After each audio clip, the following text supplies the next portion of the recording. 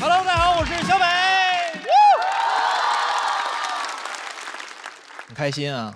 最近呢，我不是快乐小狗了，我是快乐狗爹。最近养了个小狗，然后朋友教我怎么养嘛啊，3个月大小狗吃的有营养一点，让我吃什么鸡蛋、鸡胸肉、胡萝卜。我说在上海确实不一样哈，狗改不了吃 brunch。我朋友说再大点可以给它办狗证了。我说什么叫狗证？他说狗证就说明它是条上海狗了。我说这么快就落户了？朋友们，我来上海快7年了，我还没落户呢。我说他凭啥呀？凭他可爱，凭他能给人带来情绪价值。我说我的工作就是给人带来情绪价值。弄了半天他是快乐小狗，我是河北土狗是吧？我朋友说狗办狗证很简单，打狂犬疫苗就可以。我说我也打狂犬疫苗了。我真的有点嫉妒他。现在你知道，有时候在外头溜达的时候，我有点吃醋，我想报复社会，我有时候想咬路人一口。还好当时有狗绳牵着我。当时那狗一回头，眼神里感觉就说了一个字 ：no。一个普通人确实在大城市很难落户啊，但是一些品相好年轻人还是不一样。比如有一些海外留学背景的啊，这种算血统比较优良的。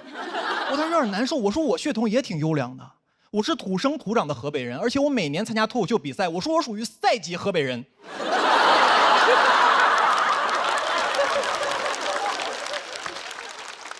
而且宠物不仅好办户口、好落户啊，这个城市对宠物也是特别友好。那现在上海很多咖啡厅，你带着宠物去啊，会免费得到一个狗吃的奶油。当时看着那个奶油，我心里五味杂陈。上海卖一杯咖啡很贵，要30多块钱。我刚刚看着那奶油，我心想，我说我买咖啡的钱是不是都让狗吃了呀？啊！而且该说不说，朋友们，那个奶油不好吃。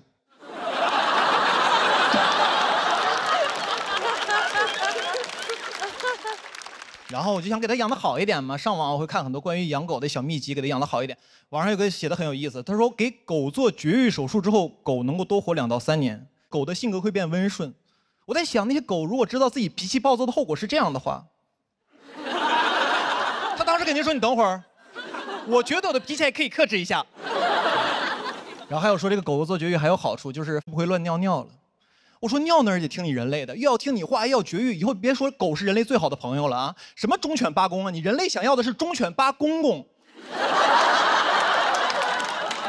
网上说给狗做绝育还有个好处，就能避免流浪狗的问题，因为一只狗1年要生12条小狗，3年下来反反复复会生出上百条小狗。我说你不能因为这个问题复杂你就这么对狗吧？啊，这件事儿非得从根儿上解决问题吗？我觉得人真的为动物好啊，就不要把人类那个审美强加在动物身上。比如说柯基，柯基本来有尾巴，它尾巴有这么长，因为人类觉得就是不好看，然后给剪成这么短了，你知道？我觉得对柯基这个状态都不太一样了。剪完之后，你知道吧？有的大尾的柯基显得都很友好，摇着尾巴跟打招呼啊，你好你好。断尾的柯基就显得很消极，说啊小柯基，那柯基这样。No 啊！我觉得宠物过得好不好，完全看人类这段时间的审美。有一段时间特别流行折耳猫，脸圆圆的很可爱，但是它虽然有基础病啊，又很贵，但是很多人愿意去买它。很快就过时了。其实对猫的生活质量有着非常大的改变啊！它本来可以生活在杨天真家里面吃金枪鱼，因为没赶上好时候，只能在何广智家吃拼某饭了。而且过时就很容易被遗弃啊！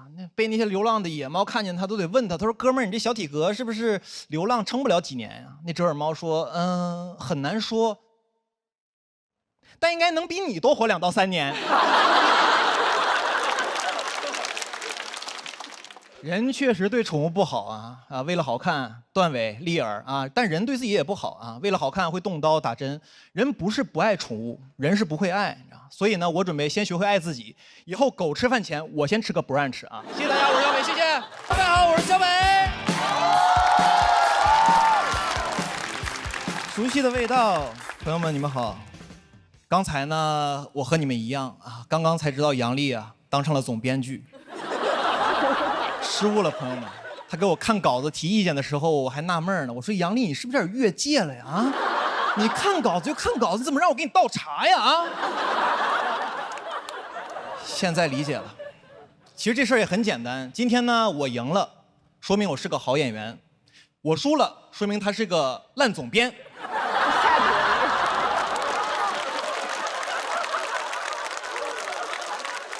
哎，讲讲好久不见了，然后讲讲去年。去年在我人生中发生一个特别大的事情，朋友们，去年我同居了，年底又分居了。同居这个事儿真的不是很妙，朋友们啊，我不是不喜欢同居这个事情啊，我是不太喜欢同居那个时候那个状态自己，你知道，我变得很计较。就平常我自己住的时候，平常在家里面打扫卫生、叠被子、洗衣服，我自己来我都 OK。当我跟一个人同居之后啊，我干这些活的时候，打扫卫生的时候，我就变得不情不愿、絮絮叨叨的。我说这活都我干了啊，我是你佣人吗？我啊，我还是小北吗？我这不小北子吗？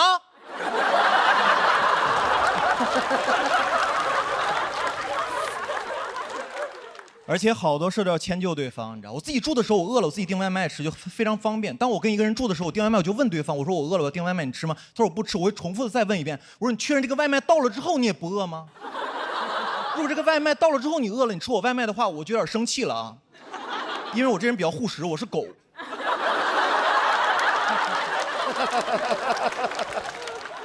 而且同居之后很多事都要分享，看电视剧你们要分享啊，就是吃饭的时候，假如你们吃饭的时候看2集电视剧，只要这电视剧你们看2集，这个电视剧啊就不属于你一个人的了。啊，假如有一天你自己在家住啊，有点忍不住了，偷偷摸摸的钻进被窝里看第3集，朋友们，这个行为跟出轨没有区别。你永远要等另外一个人完全没有事情的时候，你们开始看第3集。后来我俩分手了，分手的第3天呢，我把《甄嬛传》全看完了。而且同居很多事我都受不了，处理不了。同居还有很多难免有一些摩擦嘛，生活中摩擦都还好，我最接受不了的就是晚上你们还要睡在同一张床上，太尴尬了，朋友们。我从来没有想过白天2个人互相说特别难听的话，恶语相向，你们晚上还要睡在同一间屋子里面，睡在同一张床上。我以前唯一知道的场所就是派出所了。而且那个气氛太压抑了，我在家里面都不敢大呼吸，我刷短视频都不敢笑。但凡你这个人乐观一点啊，说明你对这个争吵不是很尊重，你知道吧？当然有好的时候，热恋的时候，很多时候呢，看似很多很浪漫的行为，比如说一起抱着睡觉，一般就2种经典睡姿。第一种呢是男生平躺，然后用右臂啊环抱女生在胸口睡觉，等这个女生睡着半个小时之后啊，把这个右臂抽出来，然后甩一甩，再睡啊，这是第一种经典睡姿。第2种经典睡姿呢，就是女生平躺，男生用左手环抱她，但右臂被自己压住了。我想了一下，这个右臂啊怎么睡都是废了。朋友们，我想了，最适合同居一块抱着睡觉就是杨过了。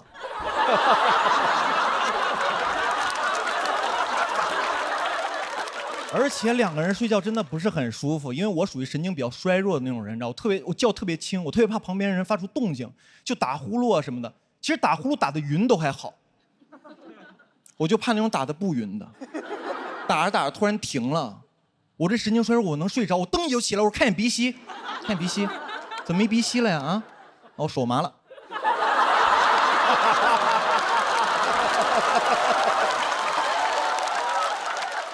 一块儿睡觉真是太难受了，朋友们。有时候我在想双人床这个东西是不是个伪命题？因为以前我在故宫里面看那些博物馆里面那些床，古代床都非常小非常窄，会不会有一天那古代的有一个那个做木床的人，然后他就想，他说哎呀，他说我们最近那个现在睡的床太小了，我们做个大床嘛，我做个那种5尺4的床，特别大，然后一个人在上面翻来覆去，睡得特别舒服特别爽那种。然后这个床我们就取个名字叫爽人床。爽人床。建国给写的呀。然后这时候一天津人进来了，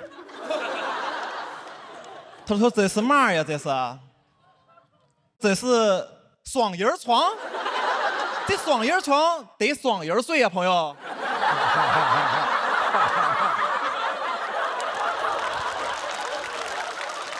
晚上听这个还不来劲啊？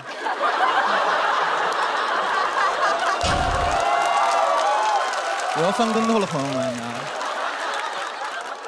所以有时候在想啊，大学恋爱美好是不是就因为没有同居？因为2个人其实在一块的时间非常的短暂，除了上课之外2、3个小时，吃饭啊、散步啊、看看电影，基本就结束了。到门口之后特别舍不得，你在旁边特别不舍。你说啊，宝贝，你回去吧啊，回去吧啊，宿舍阿姨都催了，回去吧，我也爱你，转身之后回宿舍玩去了，你知道吗？每个人有各自的空间，我觉得挺好的。我觉得这真挺好的，所以大家现在如果条件允许的情况下，尽量就不要同居了。我给大家提出一个特别先进的谈恋爱的方式，叫做走读。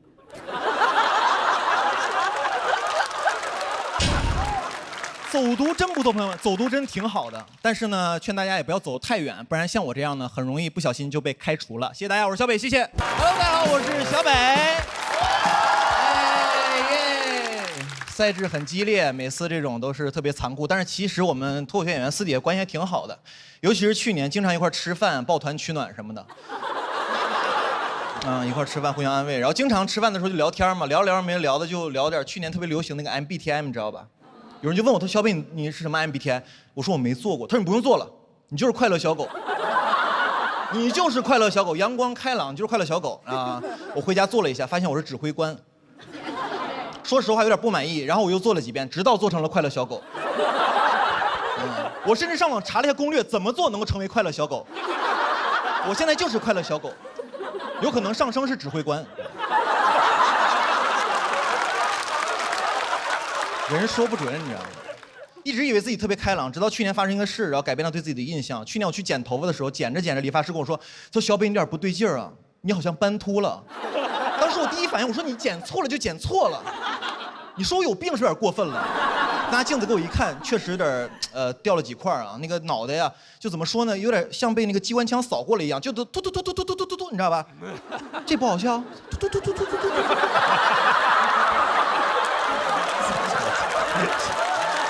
又来了。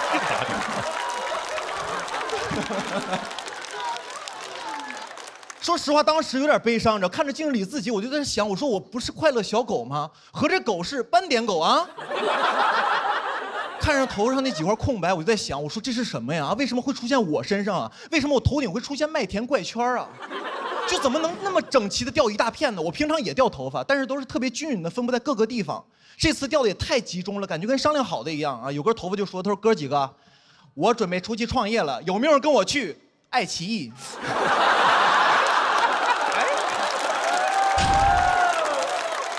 开玩笑，开玩笑。而且斑秃那阵子人特别敏感，特别敏感。但凡我们这行业出点事儿啊，就是有网友给我发私信，他说小北啊，你要爱惜羽毛啊。我当时就火，我说谁不爱惜羽毛呢啊？你不懂，是我的羽毛不爱惜我。我后面有点紧张啊，有点紧张，还是去看了皮肤科，去医院看了。然后医生非常淡定，他说现在上海很多年轻人都有这个状况，都会斑秃啊。很多人因为焦虑、压力大。我说大夫不可能，我是快乐小狗。那大夫说：“先生，你不要着急，有两种情况，一种是你压力大、焦虑，还有一种情况呢是这个你血有问题，之后可能要做化疗。”我说：“你要这么说的话，我压力确实有点大。”我就非常着急，你知道，我就问大夫，我说：“哎，我说大夫，我这怎么才能好啊？”他说：“你平常几点睡啊？”我说：“这个平常晚的话就是8、9点，早的话就是12点。”大夫说：“我有点没听懂。”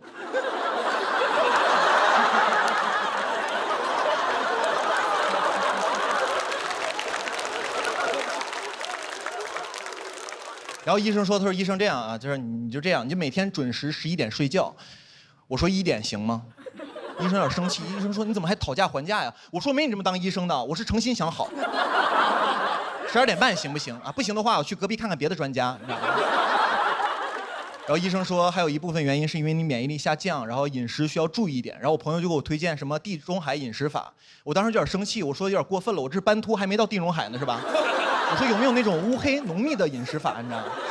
然后我就看了一下那个地中海饮食法，我不知道你们有没有试过啊？其中有一项就特别有意思，他说，你早上起来空腹喝1小杯的橄榄油，神奇吧？没听说过吧？就喝1小杯橄榄油，然后再吃点生菜，在肚子里面呢搅拌一下。我当时心想，我说这沙拉非得分开吃吗？我说这什么饮食方式？我说这肚子跟个锅一样，先喝口油呛呛锅。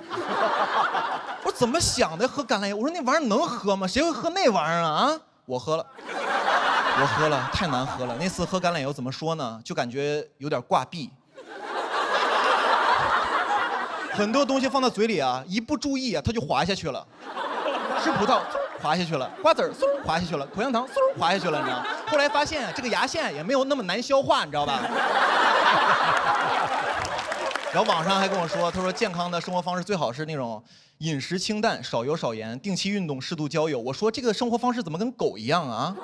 还有些人把自己那个体脂练得特别低啊，就感觉这个人啊特别的柴，你知道吧？我当时一看这人，我说柴犬。而且那些体脂特别低的人，我在想那些健身的人真的开心的吗？你们见过那些人吗？体脂特别低那种，跟穿个羽绒服一样。他们最开心的时候就是健身打比赛的时候，每次都这样。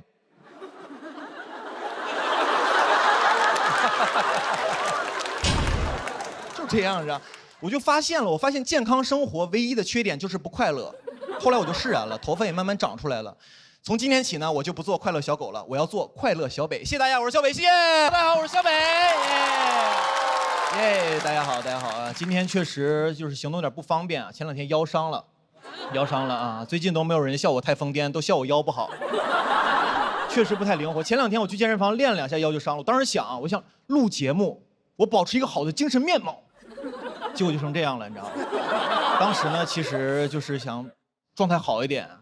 结果越练越差，真的是南辕北辙，背道而驰，莫名其妙，朋友们。当时做了个力量训练，你知道，硬拉40其实对于一个成年男子来说，其实已经非常轻了。然后我跟大宅说，我说大宅，我硬拉40腰伤了。他说，北呀，是一边40吗？你这就不叫硬拉，你这叫滴溜。我跟你说，当时我硬拉的时候就走神了，你知道吧？我一不注意，啪就闪了。我当时走神正想呢，我说下一3段我写啥呀？啪一下就闪了。我说行，有了。然后我就直接去医院了，你知道吗？你们说巧不巧？这个医院呀，离健身房就1个路口，我都怀疑是一个人开的。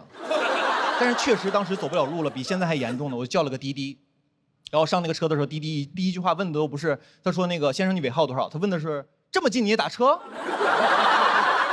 然后当时到了医院，真的人呢，真是倒霉，喝口凉水都塞牙，你知道吧？我在医院路上走2步之后，手机就掉了。你知道这个腰伤了之后啊，这个腰我就弯不下来了，我就直着腰啊捡那个东西。怎么说呢？那个动作特别像蜘蛛侠上旱厕。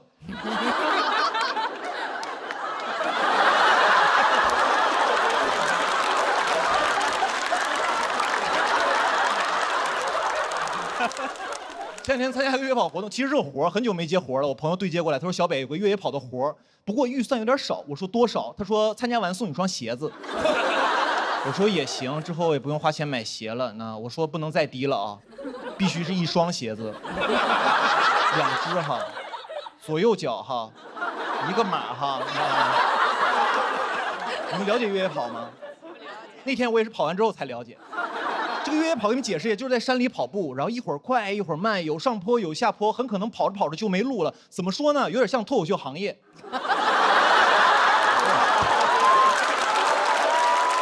我说这个是我领域啊，跑一跑。那次我跑的是12公里，其实在越野跑里面算比较短的了，一般还有那种100公里的。当时我听100公里我都惊了，我说这还是运动吗？这不逃难吗？当时出发前我跟我爷打电话呢，我爷说哦，他说这个现在要越野跑啊，我小时候叫闯关东。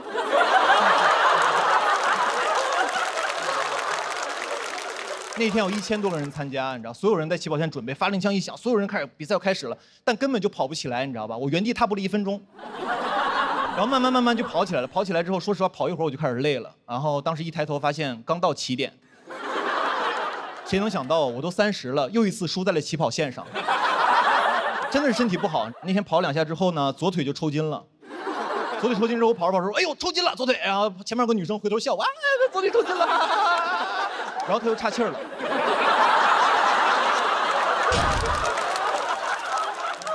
运动真的要专注，朋友们，你知道吧？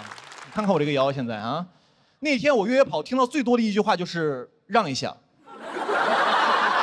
加油，让一下。听得我直生气，我心想你们骂人可真难听啊！但我又追不上，你知道吗？当时气得我直跺脚。后来右腿抽筋了。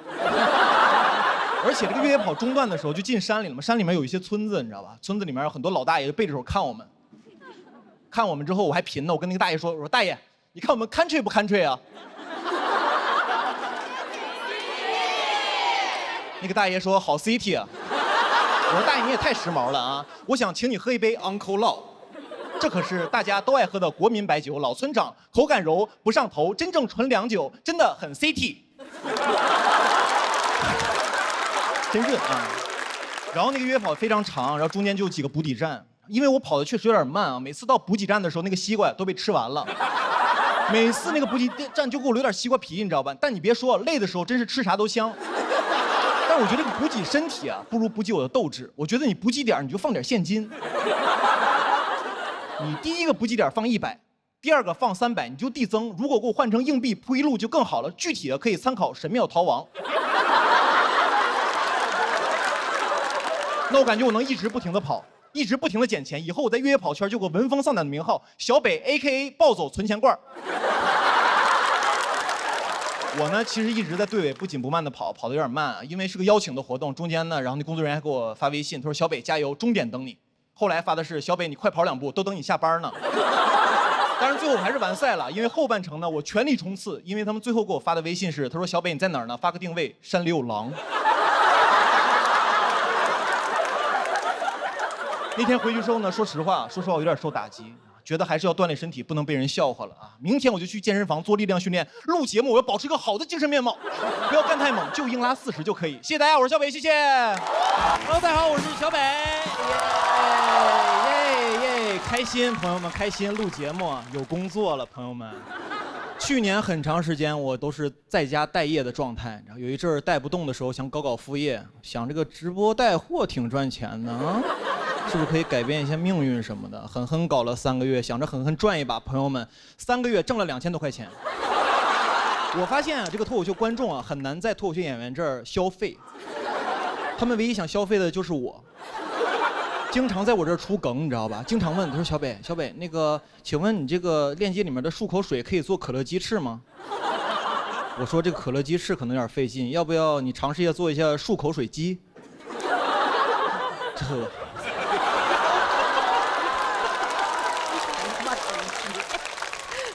很多人还有人问我，他说：“小北，你为什么不卖点美妆产品？之前不是做过美妆博主吗？”我说我是做过，后来不是转行了吗？有点忘了。以前那个腮红画在脸颊，后来不是画在鼻头了吗？以前是小美，现在是小丑。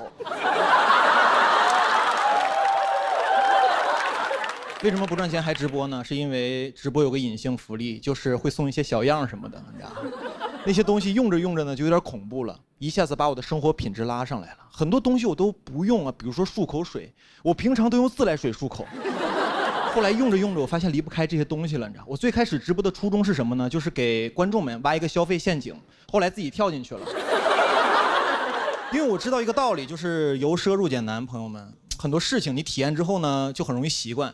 尤其是这2年啊，上了节目之后呢，偶尔会做一下那种头等舱什么的，基本都是客户订的。第一次做的时候就客户订了，但我不知道他给我订了头等舱，我背个小书包就去安检去了，走的是那个经济舱那个队，你知道吧？然后当时还特别怕飞机餐难吃，特意吃了碗和府捞面。我说我已经是个小男子汉了，一定要照顾好自己，吃得饱饱的上飞机。然后登机的时候排的也是那种经济舱队，然后当时工作人员给我看，他说：“先生看一下那个登机的码。”我给他看了一眼，他看完之后，然后一抬头看着我，两眼放光，感觉眼神里面就4个字：与民同乐。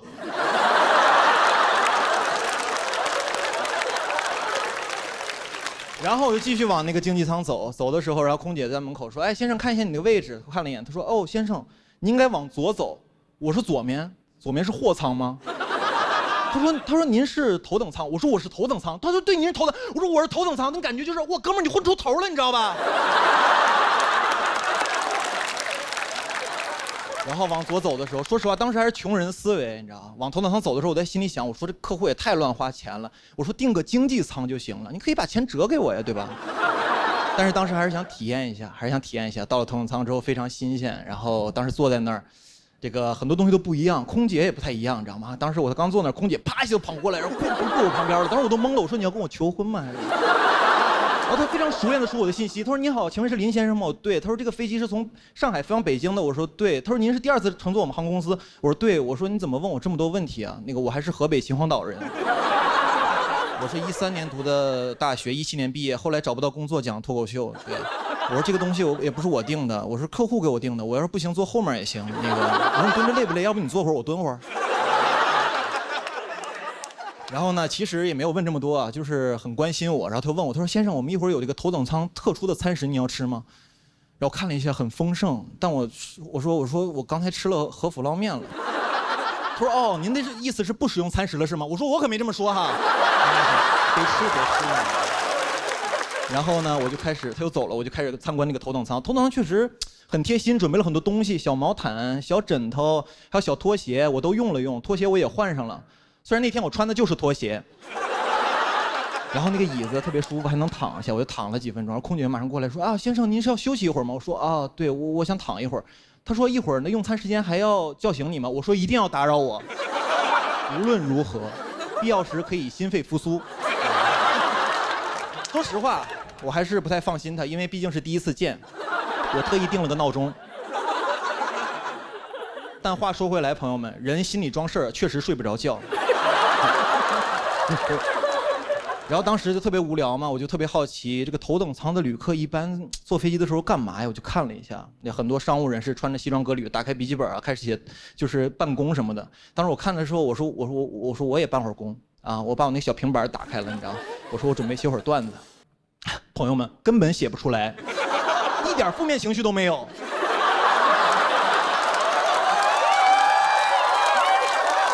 太开心了，甚至想写日记。今天我终于明白了一个道理，为什么有些脱口秀演员挣钱之后就变得不好笑了。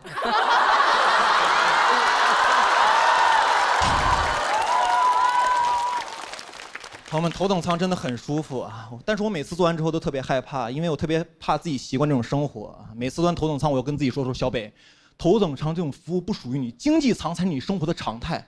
因为我这2年最大的感受，朋友们，就是世事无常。很多事儿体验着体验着，你就没有机会再体验了，你知道吧？那种生活对我来说很不踏实啊！我踏实的还是每次回到我老家河北的时候，然后出火车站打个出租车，一上去你就问师傅，你说师傅，那个天太热，能给我开会空调吗？他说空调不要钱呀。我说舒服了，这才是我生活的常态。然后我跟他说，师傅，我去哪个小区？他说怎么走啊？我说我也不太清楚。他说你有导航吗？我说师傅，你为啥不导航啊？他说我手机导航的话，怎么刷短视频呢？当时我坐在副驾，司机不知道方向，只有我知道方向。我觉得我是这个出租车的领航员。朋友们，做什么事儿不重要，知道方向才重要。谢谢大家，我是小北，谢谢。Hello， 大家好，我是小北。很开心，很开心，观众朋友太热情了，太热情了。最近呢，我也在巡演本人的演出《小北指南》，每次观众也很热情，每次一出场的时候，观众们欢呼、鼓掌、拍照都特别开心。什么时候不开心？就你演个5分钟、10分钟之后啊，你发现有几个观众脸突然就亮了，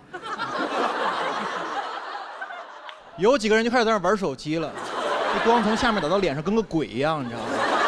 但其实我特别理解，因为手机确实太好玩了。我现在也特别爱玩手机，我很难干一件事不玩手机，你知道。现在我吃饭的时候，打开那个外卖盒子，打开一个电视剧，打开手机的朋友圈，就我脸冲的一个方向的五官都不一样，你知道吧？像我一个朋友小佳，哎呀，而且这个电子设备现在有个功能，就是每天提醒你，就是用电子设备的总时长。他有天提醒我每天玩电子设备的总时长是25个小时，我都懵了，你知道吧？我尤其喜欢刷短视频，现在短视频都有一个用户画像嘛，然后我的用户画像肯定特别奇怪，因为我平常喜欢刷一些 NBA 的视频，喜欢刷一些黑人笑话，喜欢刷一些冬泳的老头儿，我的画像很可能是一个喜欢黑皮体育生的老太太，很变态，但就是我。而且现在我玩手机玩都魔怔了，我看很多事儿都容易走神呢。比如看电影，今年有个电影叫《周处除三害》，你们看了吗？最后那个主角行刑的时候给准备了一桌子饭菜、香烟、啤酒，我就有一个问题，我说手机呢？我说这顿饭没有手机我死都吃不下去，你知道吧？我现在太爱玩手机了，而且手机的信息量太大了，我玩不了手机我特别焦虑，特别着急。现在不仅我，很多人坐飞机没有网他都会焦虑，你知道？然后很多人在飞机上没有事干的时候就会打开自己的相册，回忆自己的生平。我前2年过得还挺好的，怎么去年怎么成这样了呀？有一次我坐飞机的时候没网，特别着急，我突然就闪了一个念头，我说飞机怎么这么慢呢？我有这个想法几秒钟之后，我反思，我说小北这已经是最快的交通工具了，你知道？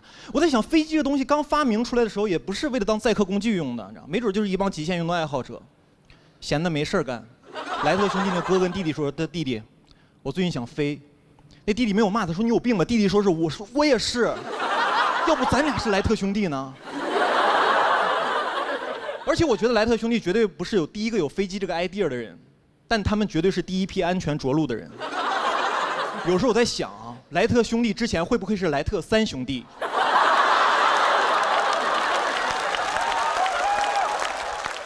现在大家活都太着急了，经常下班晚高峰，那个高峰路上堵得死死的，然后就有一个人开始鸣笛，特别焦躁，也不知道在干嘛，也不是催谁，就是发泄情绪，你知道，哔哔一直摁，然后别的司机也开始摁喇叭，就一个开始叫，几个就开始回应，那个场景怎么说呢？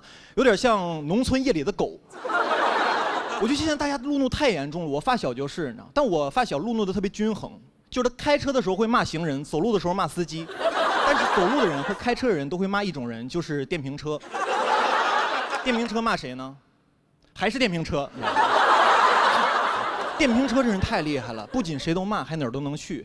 机动车道、非机动车道、人行道，感觉在哪个道上都不太要命。我看出来了，这个电动车呀能混黑白两道。而且骑电瓶车的人，我觉得有一句人生格言，就是“道可道，非常道”。你问他谁说的，他特别自信，老子。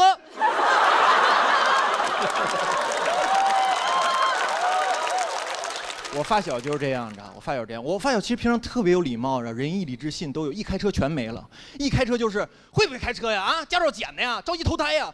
我说你怎么变成这样了？感觉他握的不是个方向盘，是个魔戒。平常都好好的，一摸那个方向盘 ，My pleasures。吓死我了，没说错，差点说 My passion。现在我觉得大家多多少少都有点路怒症，然后我就发现从根儿上就不对劲。一开始教你的人就是一个暴躁的人，驾校教练。所以如果你有路怒症啊，我觉得大家也不要责怪自己，就是你原生驾校出了问题。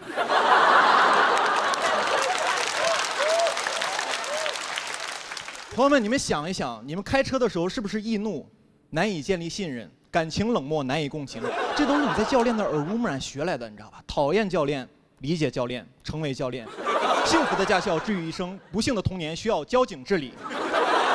最后呢，希望大家路怒的时候冷静一下，不要冲动，也不要问候对方的父母，我觉得挺不好的。实在不行，你可以问候对方的教练。谢谢大家，我是小北，谢谢。Hello， 大家好，我是小北。Hello， 想我们吗？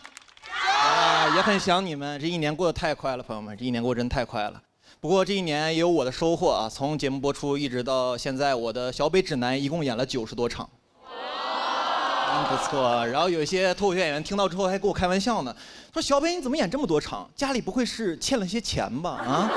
我说首先这不好笑，其次我跟你熟吗？如果熟的话，能不能借我200？能借我？也不是，就确实家里有点赤字啊，有点赤字啊。首先就是我妈啊，我妈沾染了一些传销啊。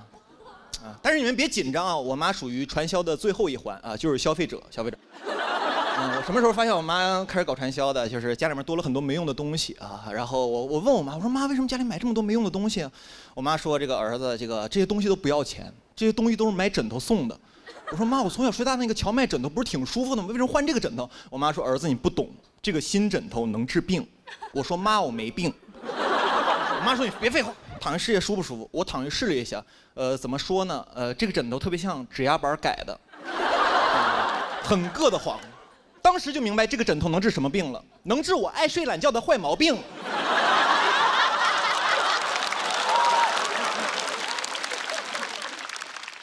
但是我爸从来没有抱怨过我妈一句，从来没有说过我妈一句不是。不是因为我爸这个人多善解人意，是因为他投资也失败了。我爸爸在2021年房市的最高点买了房子，我还清楚记得那个夏天，我回河北老家，我爸开车去机场接我，回去路上，我爸一言不发，脸色特别凝重，嘴上起了个大泡。我在副驾驶也不敢说话，都宿舍坐着呢。我爸开着车，突然来一句，他说：“我朋友他儿子有房子，你也得有。”当时第一反应心里暖暖的。我说我爸要给我买房子了啊！我爸第二句话说的是：“我交首付，你还房贷。”当时有点懵，我说爸，我问你个问题，他儿子有房贷吗？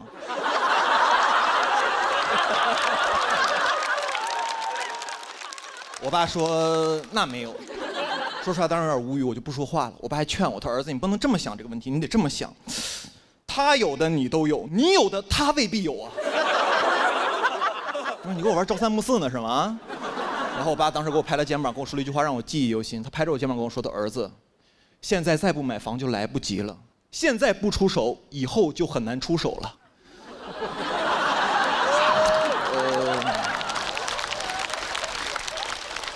怎么说呢，也算说对了一半吧啊，一半。然后当时我就一直不说话，我爸还接着劝我，他说儿子实在不行当投资了呗啊，这房子每年都涨，实在不行你过2年你不住再给卖了，赚点钱什么的。我家在河北秦皇岛，我们那儿有个特别著名的地产叫阿那亚。我跟我爸说，爸实在不行在阿那亚买个房子，我听说那儿不错。我爸说儿子，你可能很久没有回河北老家了，你对这个市场还不是很了解。阿那亚那地方离市中心多远呢啊？儿子敢不敢打个赌，3年之内阿那亚必黄？阿那亚再好，能有恒某靠谱？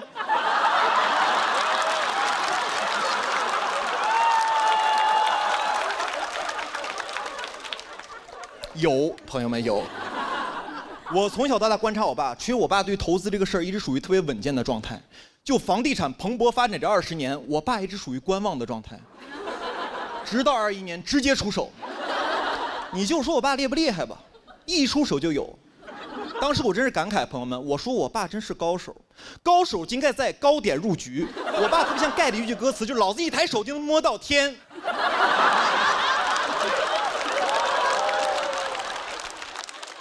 我的钱变成袅袅炊烟啊！这2年我家那块房子跌得太惨了。我跟我爸说，爸实在不行再把房子卖了吧。我说亏点我也能接受。我爸跟我说，他说儿子，你对这个市场还不是很了解。爸爸早就挂上去了。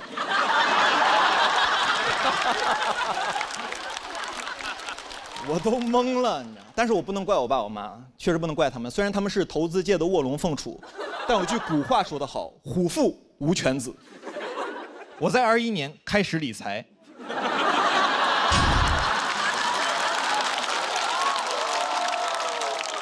当时不知道从哪听一句话，感觉很有道理，就是鸡蛋不能放在同一个篮子里。谁能想到，朋友们，我们一家3口把鸡蛋全摔了啊！鸡蛋不能放哪儿？不能放篮子里啊，放地上啊！不要了，死了得了，你知道？但是就这么投资，我家也不是一个蛋都没剩下啊，我们家剩了3个穷光蛋啊。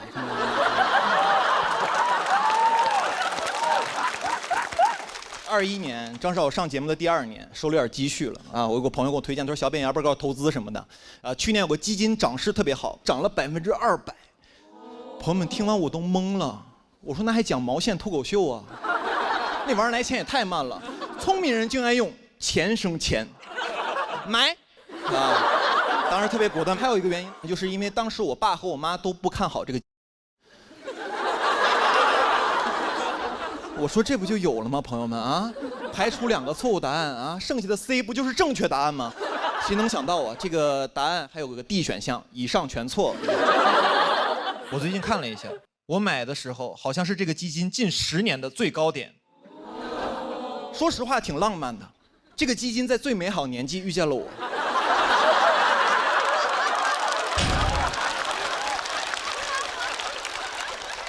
21年。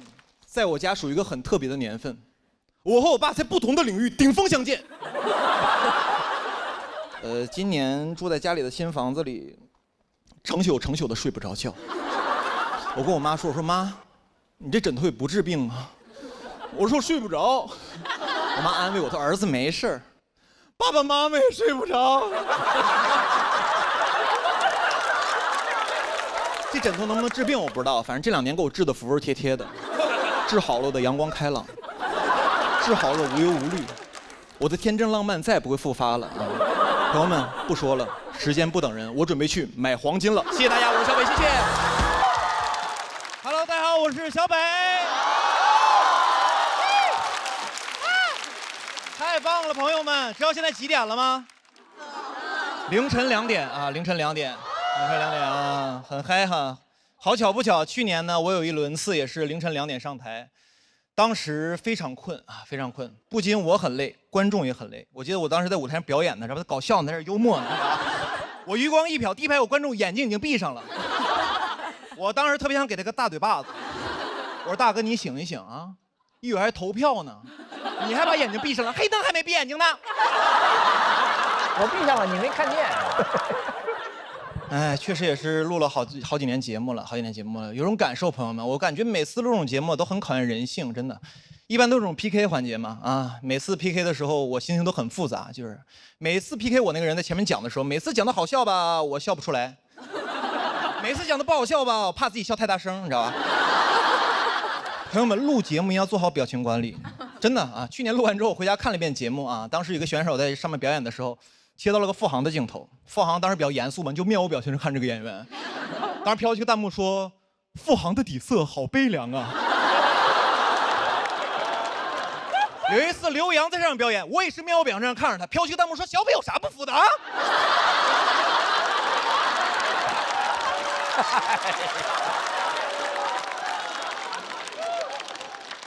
朋友们，我也悲凉啊！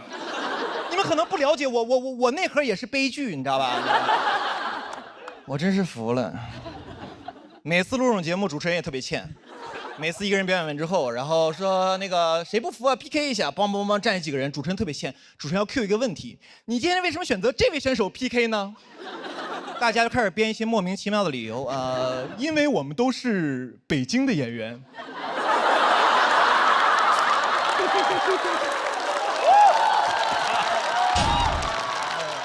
因为我们都是中年人。我说你怎么不说你们都是右手使筷子呢？就没人说实话吗？你这站说实话不就完了吗？你今天为什么选择他？直接站来说，因为我觉得他不好笑。我觉得我能赢。他就是之前几年上过几年节目，有点观众缘什么的。当时终于明白为什么这么多人 PK 我了。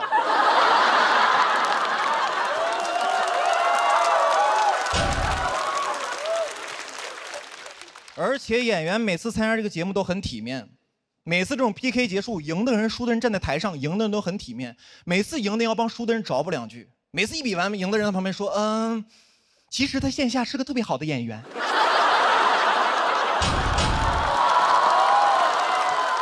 这段我看过，其实线下演出特别炸。今天可能是因为紧张嘛，没有表现好，希望大家多多去线下支持他，多去线下看他。我当时坐旁边，朋友们，我心想，可不得去线下看的吗？线上不了路，不被你这个王八蛋堵死了吗？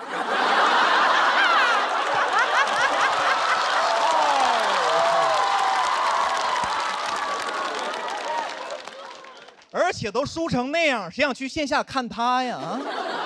不都想看你吗？我就没有见过哪个观众脑回路特别惊奇的。看完一个综艺之后，在那想，哎呀，与其线下看看呼兰，不如试一试姜子浩呢。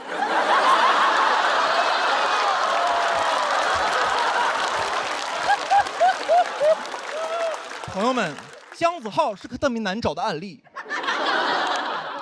有名气不搞笑。不是你们是不是觉得我太刻薄了？你知道吗？其实没有，我跟姜子浩私底下是特别好的朋友，你知道吗？真的，他那段我看过，其实线下演出特别炸，你知道吧？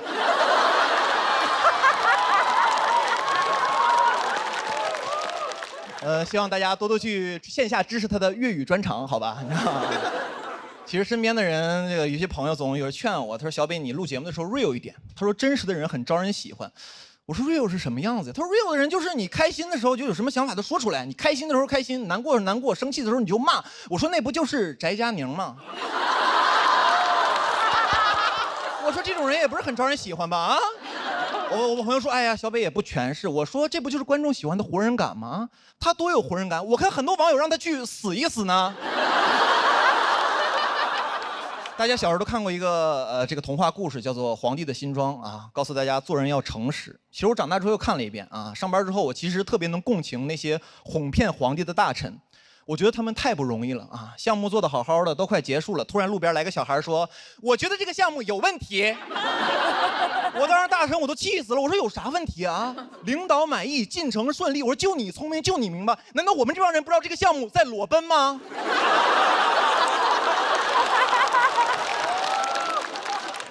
我之前也接过一些台前的工作啊，就是给一些歌手比比划划、评头论足，有点像现在的气氛组，就是。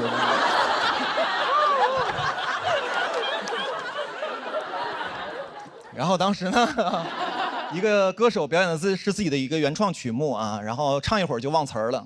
当时我心想，我这不好好的 real 你啊，你一会儿在台上站好，我必让你下不来台啊。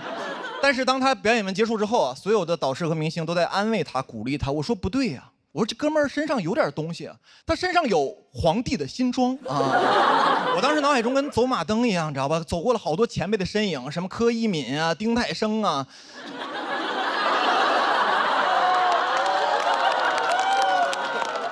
我说我不能步他们的后尘啊，别最后整的活人感有了，活儿没了，你知道吗？但我心想这不行，我说你们几个从我脑海中出去，何炅、汪涵进来。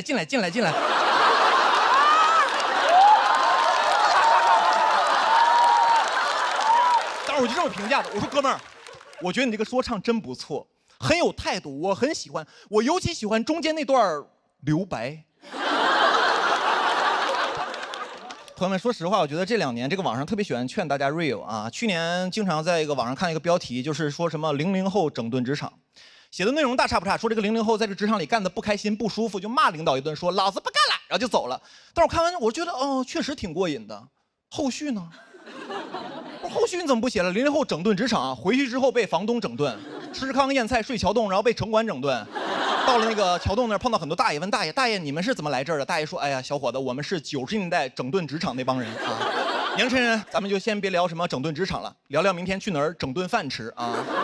我觉得这帮写文章的人特别坏，天天鼓励00后整顿职场骂领导。我说你为啥不骂呀？啊，是因为你有家庭吗？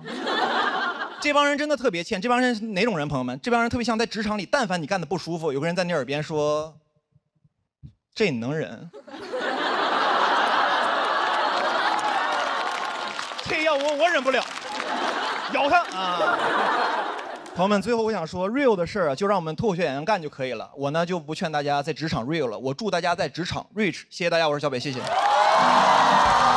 大家好哈，今天主题赛这个主题叫做说出来又如何？说实话，有一些话真的不方便说，你知道吗？当这么多人面呢，怎么好意思呢？我想当明星。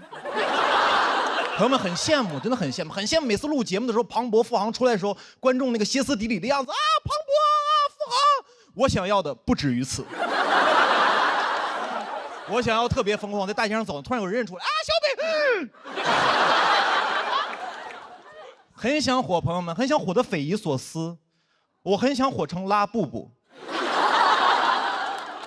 其实也是最近想火成拉布布的。我前2年其实想成为琳娜贝尔，你知道吧？我想火的，因为一些莫名其妙的词能上热搜，比如文娱榜热搜第1，小北脸；第2个热搜，微博崩了；第3个热搜，这个世界还会好吗？第4个热搜，还好这个世界有小北，你知道吗？火到各大品牌都找我代言，但我首选的就是统一春福无糖茶。一口春福茶香倍儿足啊！不仅是因为产品好，还是因为它从喜单一就陪伴我一直成长。当然了，你虽然找我代言，我要保持低调，我怕别的品牌方看到我只给你代言会生气。统一春福无糖茶是好茶，我也是真的好茶。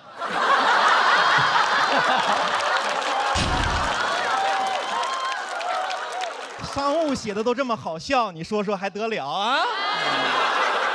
朋友们，我想火成什么样子？我想火到现场的嘉宾都不敢点评我，因为他们怕被我的粉丝网暴。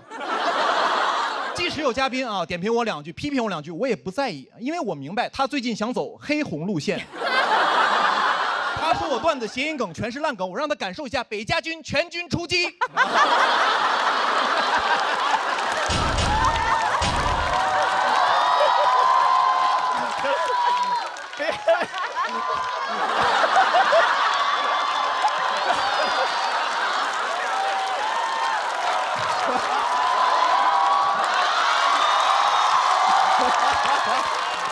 哎呀，而我没有这样的粉丝啊。回去吧，回去吧。没有这样的粉丝，朋友们，我的粉丝不仅不会替我出头，还会把我推出去。我记得有一次我被饭圈的粉丝骂啊，我的粉丝都赶紧评论，他说你们就骂小北就好了，这事儿跟我们没关系哈。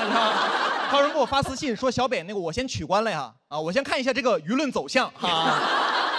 朋友们真的很想成为明星啊！有的演员跟我说，他说小北其实你就是明星，我不是。朋友们，我这个位置确实很尴尬。你说我是普通人吧，我能上综艺；你说我是明星吧，我1年只有2档综艺可以上，还得2选1。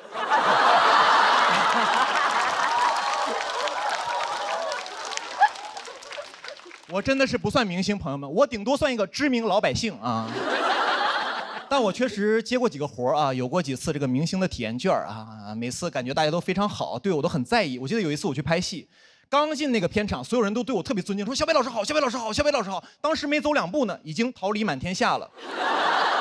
对你也是嘘寒问暖啊。刚才坐在休息室啊，问我北哥那个你想喝点什么咖啡啊？我说都行。他又特别贴心，点了一杯美式，点了一杯拿铁。然后我说你想喝哪杯你就先拿一杯吧。他说他也都行，我俩就僵在那儿了。他特别怕我不好意思，我也特别怕他不好意思，我就最后没办法了。我呢最后呢2杯都喝了一半。中间休息的时候啊，所有演员都在室外等着，因为我是主角嘛，我有个商务车可以待着。当时进了那个商务车，朋友们，很舒服。进了那个商务车里面，吹着空调，看着车里的零食，再看看外头暴晒的演员，朋友们，说实话，心里很不是滋味，你知道吧？我这也是看不了别人受苦，我赶紧跟司机说：“我师傅，赶紧把门关上吧，赶紧。”人都变善良了，你。朋友们，当明星真的很容易受到特殊照顾啊！我今年还去北美演出嘛，当时主办方把我当真明星了，带我去了个特别高端的商场，里面全是我买不起的奢侈品。我说这也没啥好逛的呀，啊，他说北这还没啥好逛的。我说对呀，我说这商场怎么连北面都没有啊？这也太不给我小北面了啊！朋友们，真的当明星干什么都容易被夸。那天我虽然什么都没买，但没有工作人员说我穷，他们只夸我低调、热爱运动，你知道。朋友们，人总被夸就很难听进去那种批评的话了。我第一赛段输给了门枪，工作人员都安慰我，他说：“哎呀，北开场确实不容易，这个票市容易受影响。”只有我的真朋友跟我说，他说：“小北啊，你这段确实没有人家门枪那段好笑。”当时我就开始反思了，我就反思我当时怎么交了你这么个朋友啊？我就有点生气了，他跟我说：“北啊，你消消气，忠言逆耳。”我说：“哦，逆耳就是忠言是吧？那我有句话跟你说，滚！”给我气的。但我这个朋友追星，朋友们，他虽然不心疼我，但是他心疼他家的哥哥。有时候跟我讲，他说其实明星很辛苦，小北，明星很辛苦，每天通告很多，作息不规律，熬夜，连续加班，甚至会脱发。我说我身边人都这样啊啊！你不强调这个职业，我以为是程序员呢。哎，他说真的很辛苦，明星很多平时的这个压力大，很容易焦虑、抑郁。我说哪个行业都容易焦虑、抑郁啊！啊，我们脱口秀行业就容易焦虑、抑郁。如果你们了解我们脱口秀行业的话，你们知道我们很多演员讲脱口秀之前啊就有抑郁症。有的讲着讲着得了抑郁症，有的一开始有抑郁症，讲完脱口秀之后好了，没红又得了抑郁症。我说明星不容易，你朋友我也不容易啊！啊，我就没见过哪个明星啊抑郁症之后去挂号的，那不都挂在热搜上了吗？啊，而你的朋友连号都挂不上。其实我觉得大家喜欢明星啊，就是挺好的，但不用心疼明星，多心疼自己身边的人啊，因为明星其实过得还不错啊。大家相信我，因为我当过明星。谢谢大家，我是小北，谢谢。